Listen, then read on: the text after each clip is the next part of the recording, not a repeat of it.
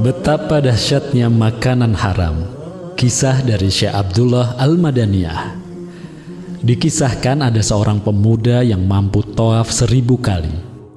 Pemuda ini tidak mencolok di mata orang awam, tapi di mata Syekh Abdullah sangatlah mencolok.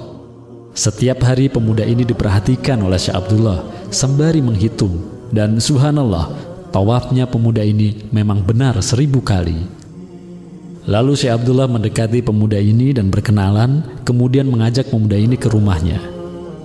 Pemuda ini seorang yang alim, tidak curiga, ia selalu berhusnuzon kepada Syekh Abdullah.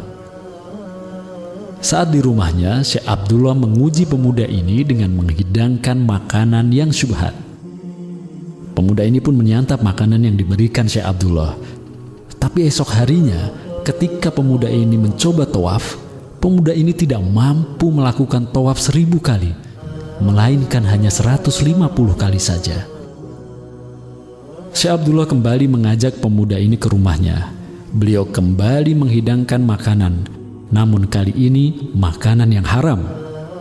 Pemuda tersebut tetap tidak merasa curiga, hanya kemudian akhlak pemuda ini merosot jauh.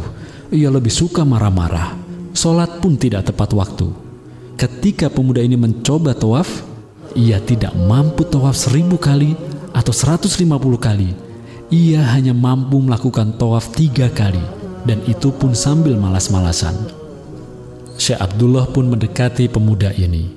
Kali ini bukan menguji pemuda tersebut, melainkan mengobati pemuda tersebut dengan memberikan makanan yang halal.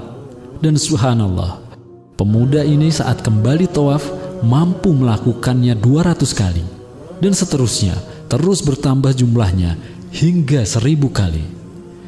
Akhirnya Syekh Abdullah berkata kepada pemuda tersebut, "Wahai hamba Allah yang soleh, maafkan aku. Sesungguhnya aku ingin mengujimu karena rasa kagumku kepadamu yang mampu tawaf 1000 kali." Tak disangka pemuda ini ternyata seorang wali. Ia menjawab perkataan Syekh Abdullah yang tersimpan di hati beliau. Pemuda itu berkata, "Aku tahu engkau mengujiku dengan makanan yang engkau berikan. Demi Allah, ayahku tidak pernah memberikan kepadaku rizki dari perkara yang syubhat, apalagi haram." Syekh Abdullah pun tersenyum. "Wahai pemuda, kau bukan orang biasa. Apakah hanya aku yang bisa melihatmu?" Pemuda itu berkata, "Iya, hanya engkau yang bisa melihat tawafku. Karena ketika aku tawaf, waktu seakan-akan berhenti. Orang-orang baru tawaf 1 kali, sedangkan aku sudah melakukannya 100 kali. Allahumma sholli wa sallim wa barik ala sayyidina wa maulana Muhammad wa ala alihi wa sahbihi ajmain." Ingatlah, rizki yang tidak jelas asal-usulnya, yang masuk ke perut atau yang kita pakai, dapat mempengaruhi kualitas ibadah kita.